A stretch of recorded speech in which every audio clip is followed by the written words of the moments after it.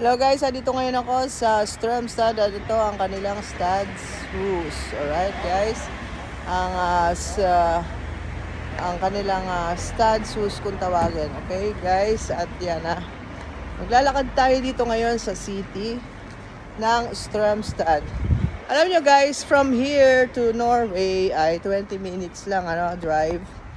Kaya sa isang araw dun tayo pupunta sa Norway.